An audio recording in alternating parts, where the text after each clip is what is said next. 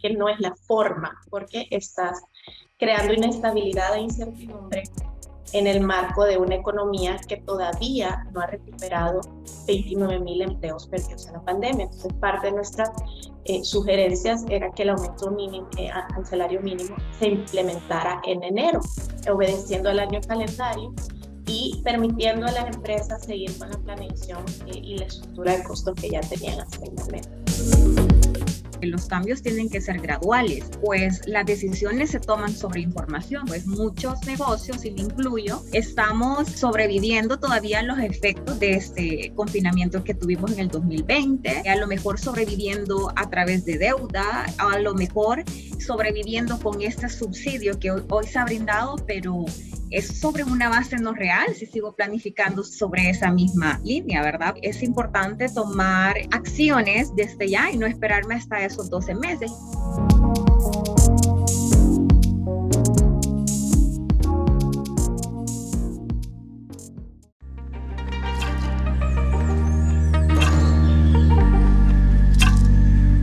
El Código de Trabajo salvadoreño en su artículo 159 establece que todo trabajador, incluso el trabajador a domicilio, tiene derecho a devengar un salario mínimo que cubra suficientemente las necesidades normales de su hogar, en el orden material, moral y cultural, el cual se fijará cada 3 años. He solicitado que se incremente en un 20%. Este incremento deberá ser efectivo a partir de agosto, para que pueda aliviar el bolsillo de los salvadoreños más vulnerables, que en gran cantidad son los que reciben y viven con el salario mínimo. Desde la entrada en vigencia, los trabajadores del sector formal de la economía perciben las siguientes remuneraciones. El sector de la industria, ingenios azucareros, comercio y servicios pasó de tener un salario de $304.17 a $365 mensuales.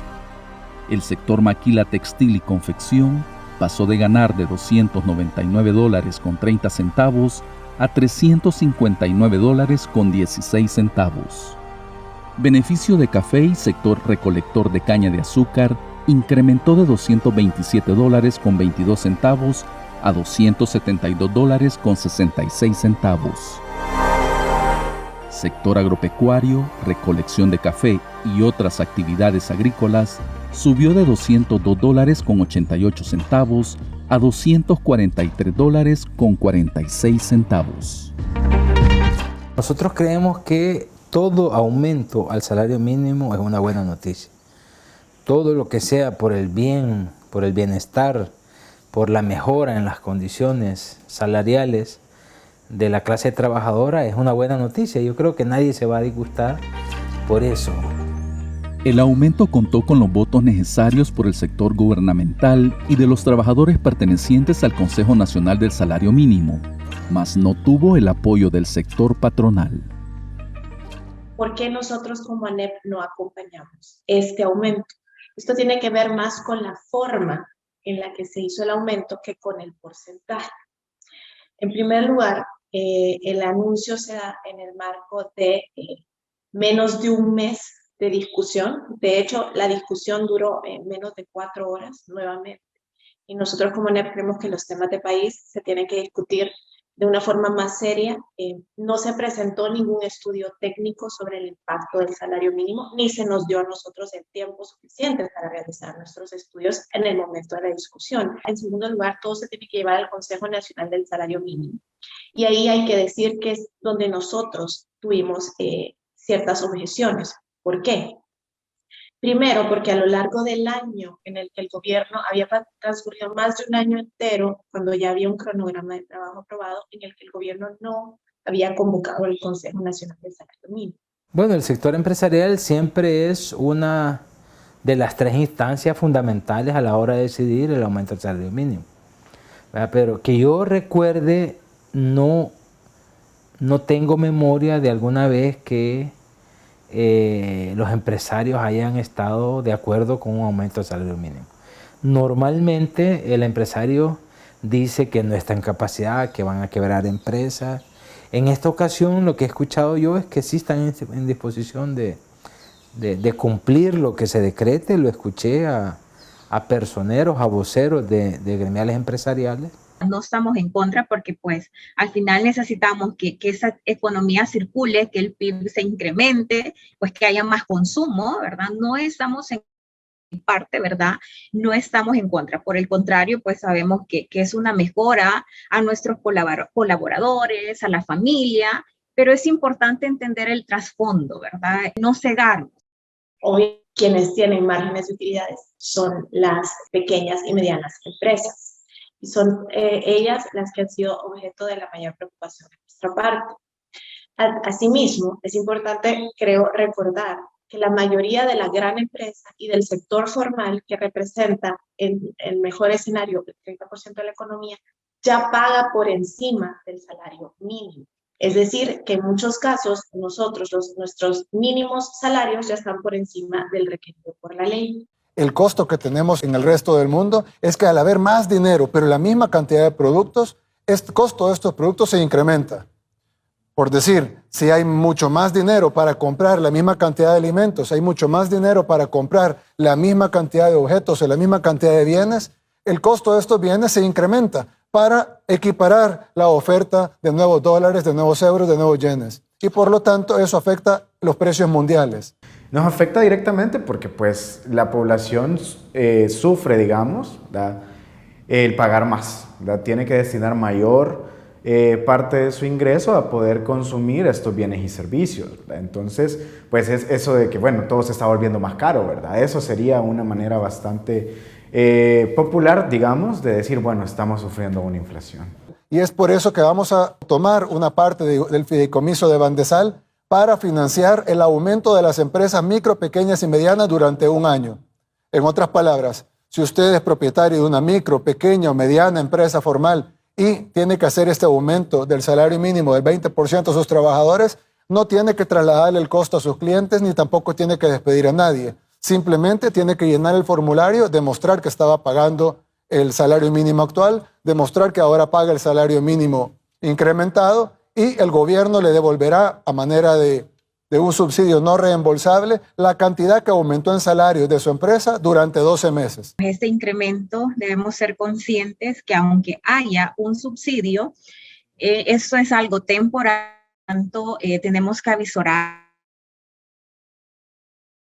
y ello implicará pues incremento en nuestros costos y gastos y la única manera de salir adelante o de estar a flote o más bien de ser sostenible, pues el negocio pequeño o mediano inclusive, es reestructurar o incremento en precios para que esta rentabilidad no se vea afectada y pues esto pueda mantenerse. Más de un 90% de las empresas que nosotros tenemos en el país están en ese rubro, en ese sector que no sobrepasa los 100 empleados. Entonces, salimos a financiar a través de un fondeo del FIREMPRESA adicional por 100 millones para otorgarles un subsidio de aquí hasta, es decir, desde el 1 de agosto hasta el 31 de julio del próximo año, lo cual será entregado en cuotas y de acuerdo a la documentación de respaldo que ellos vayan entregando de cuántos empleados les han hecho el incremento del salario mínimo.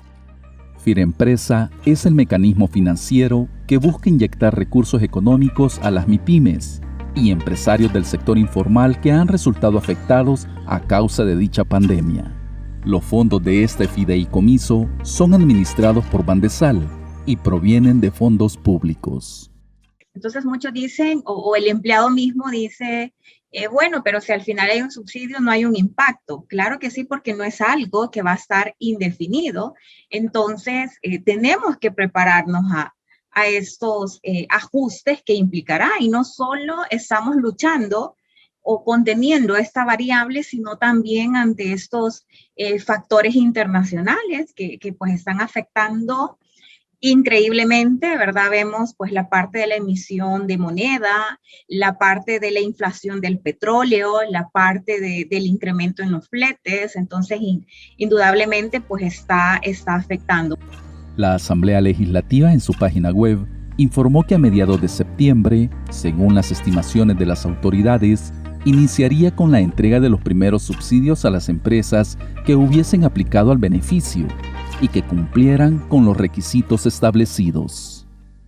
Cuando ya no tengamos ese subsidio, ¿qué pasará con ese incremento del costo y gasto? Entonces no puedo seguir planificando sobre una base no real, le llamo yo, y ya tenemos, que no sale de mi bolsa, pero que está siendo impactada. Entonces ahí tenemos que tener cuidado como empresarios, porque si no, pues el golpe no lo tengo ahorita y lo tengo después, y entre más avanzado esté, será más fuerte. ¿Qué tan sostenible va a ser ese incremento? Esa es otra pregunta, ¿va? Y yo al menos creo que hay que esperar, porque lo que estamos viendo en la propuesta del Ejecutivo es de un fondo de carácter nacional, que es dinero de todas y de todos nosotros, que va a servir para un determinado tiempo para las micro y pequeñas empresas, que va a sostenerse eso.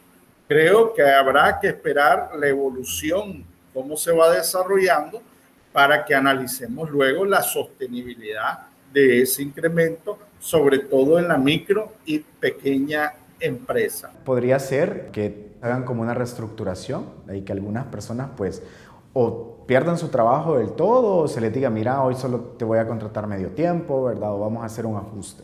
Eso podría ser una de las primeras, digamos, consecuencias negativas que podríamos decir. Otra que también podría ser es que estas empresas ajusten sus precios. Y entonces de esta manera estarían transmitiéndole a las personas consumidoras los costos, ¿verdad? O el aumento, ¿verdad? Del salario mínimo. Hay un incremento ya en la parte de la vivienda, transporte, alimentos, y así no dejaremos mentir pues ese incremento, y que muchos podrán pensar que solo es debido al incremento del salario, sino a todas estas variables que hacen pues que indudablemente todo empresario, independientemente del tamaño, pues tengamos que ajustar. Hemos incrementado el 20%, pero todavía nos queda un reto más grande. El salario mínimo en El Salvador, sigo insistiendo, que apenas está aruñando el nivel promedio, para accesar al nivel promedio de la región. Todavía sigue siendo paupérrimo y todavía sigue siendo indigno. Son cuestiones que lo que queda en la retina, en los oídos de la gente, es que va a haber aumento y además el gobierno lo va a asumir temporalmente. Pero a la hora de la verdad hay una diferencia. Este gobierno tiene serios problemas fiscales. Si hay algo que está padeciendo este gobierno es de la falta de divisas, y va a ser difícil que asuma con prontitud este compromiso que el presidente adquirió públicamente. El Código de Trabajo en su artículo 145 establece que, para fijar el salario mínimo, se atenderá sobre todo al costo de vida, a la índole de la labor, a los diferentes sistemas de remuneración, a las distintas zonas de producción y a otros criterios similares. Mientras que el artículo 146 dice: para apreciar el costo de la vida deberán considerarse los gastos ordinarios en alimentación, vestuario, vivienda, educación y protección de la salud de una familia obrera promedio, campesina o urbana. Para la zona urbana, la canasta básica se compone por pan francés, tortillas, arroz, carnes, grasas, huevos, leche fluida, frutas, frijoles, verduras y azúcar, por un costo de $203.72, mientras que la canasta básica del área rural consta de tortillas, arroz, carnes, grasas, huevos, leche fluida, frutas, frijoles, azúcar, a un costo de $146.31. De acuerdo a la Dirección General de Estadísticas y Censos, al multiplicar por 2 las canastas de alimentos, se obtiene la canasta ampliada o costo de la vida. En ese sentido, la DIGESTIC considera que el salario mínimo urbano debería ser de $407.44, que es el valor del costo de la vida tal como lo calcula el gobierno, y el salario mínimo rural debería ser de $292.62. A pesar del reciente aumento, todavía hay una brecha importante entre el salario mínimo y el costo de la vida. Usted es un trabajador que gana el salario mínimo. Ahí no está contemplado que usted puede pagar un alquiler por la vivienda. No está contemplado. Cuando hay muchísimos obreros y obreras que pagan alquiler en las colonias, eso no está contemplado. Entonces, en esta canasta más ampliada sí está contemplado el pago de un alquiler, el pago del transporte. Entonces, evidentemente sí debería haber una relación entre costo de la vida y el salario mínimo. Pero, claro, ellos ponen una relación, pero con una canasta básica que no es real, que es mínima. En el año 2019 el CDC hizo un estudio que así se llama, el costo de la vida en El Salvador, y ahí determinamos que el costo de vida es de $706 en el país. Los salarios promedios, según la encuesta de hogares y propósitos múltiples al 2019, mostraban un salario promedio de $344. Entonces, frente a un costo de vida de $706, a pesar que se esté presentando este incremento de $365, que significa el 20% que ha sido anunciado por el Ejecutivo para el sector comercio y servicios y para todos los sectores del 20%, sin embargo, como digo, no logra satisfacer las necesidades de la población, sobre todo en materia de costo de vida.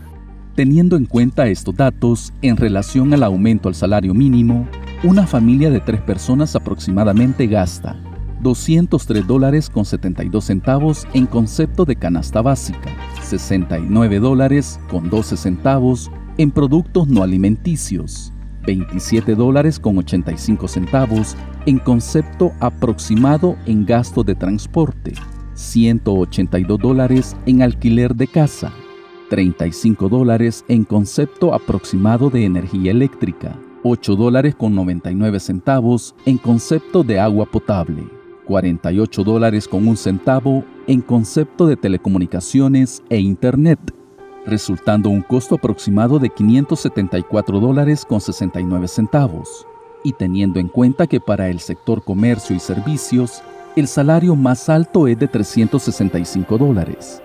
Existe una brecha entre los ingresos y egresos familiares.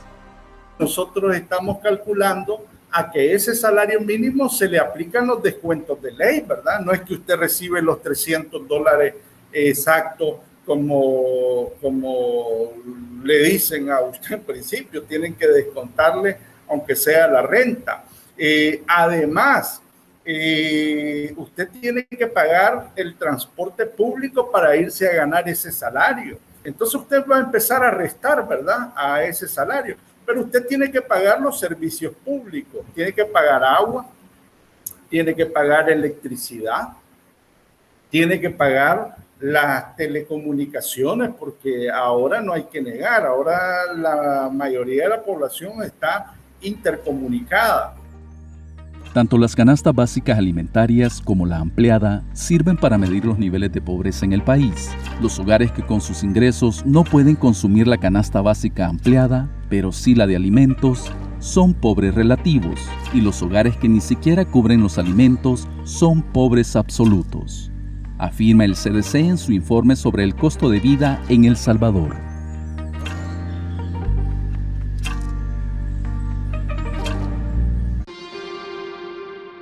Me parece que está muy bueno, ¿verdad? Hasta creo que se habían tardado mucho en aumentar el salario mínimo. Creo que es justo para todas las personas, justo y necesario, ¿verdad? Sería bueno de que no vaya a aumentar la tabla de descuentos también, porque entonces de nada no serviría de mucho. Que van a aumentar, pero siempre las cosas van para arriba. No es como que diga que le van a aumentar y van a dejar las cosas como normal, pero va todo en aumento, en aumento. Pues sí, porque uno de pobre siempre tiene que ir viendo, más el rico tiene todas las comodidades. También en eso los ponemos a pensar, porque si incrementan el sueldo van a incrementar la AFP y eso no es justo, porque uno trata que si le aumenta por tener que sea uno para subsistir de la casa, los gastos. No es justo que la AFP le vayan subiendo y subiendo cada vez que hay un poquito de aumento. Yo conformo mi madre, mi hija, y pagar alquiler, ver por el estudio de mi hija y todo eso. Cuando no alcanza por pagar una cosa, por pagar otra, a veces se va viendo uno. Fíjese que para mí está bueno, pero a la larga no es sale lo mismo, porque las cosas salen más caras. Están poniendo las cosas más caras en el súper, en la tienda. 5 centavos más, 10 centavos más.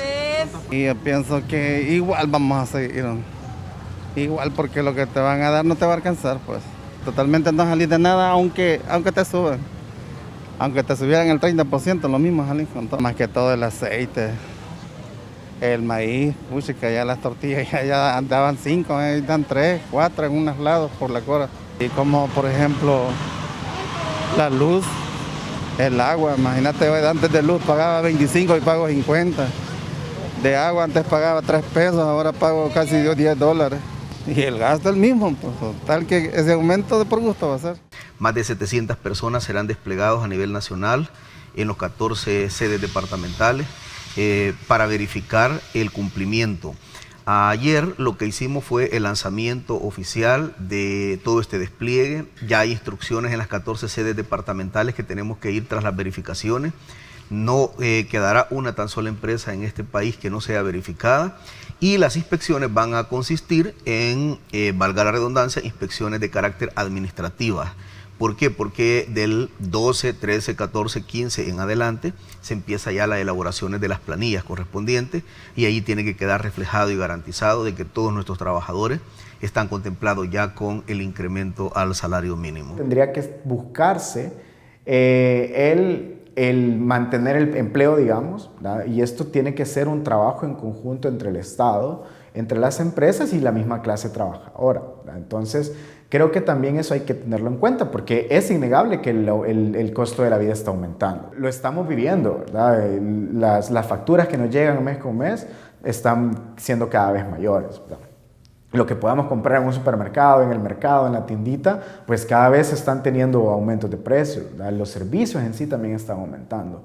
Entonces creo que pues sí hay que hacer frente a esto, la gente va a necesitar más recursos y por lo tanto esto tiene que ser parte de una estrategia gubernamental, ¿verdad? Y estatal para pues mantenerlo estable y que esto no salga de control. Creo que es una buena noticia y para llegar a tener un salario mínimo que cubra las necesidades básicas de un hogar todavía hace falta mucho en el país. O sea, es bueno, un aumento del salario mínimo del 20% es una buena noticia. Sin embargo, todavía estamos lejos de cubrir lo que se llama una canasta básica ampliada, que cubra no solo las necesidades reproductivas de las personas, sino las necesidades de todo ser humano, incluyendo el estudio, la salud, el esparcimiento. Sí va a tener impactos, porque la población va a tener más recursos, sobre todo la población trabajadora. Como decía antes, estos recursos pueden transmitirse a la población del sector informal, a otro tipo de poblaciones, y en general, pues al tener esta población más dinero y más recursos, esto puede potencialmente mejorar su nivel de vida. Ante la desigualdad, el Informe de Derechos Humanos de 2019 presentado por el Instituto de Derechos Humanos de la UCA expresa que, aunque en El Salvador le prestemos mayor atención a las más brutales violaciones de derechos humanos en el campo de la vida y la integridad personal, la pobreza, la vulnerabilidad socioeconómica de la mayoría y la desigualdad están en la base de la mayor parte de las violaciones de los derechos humanos.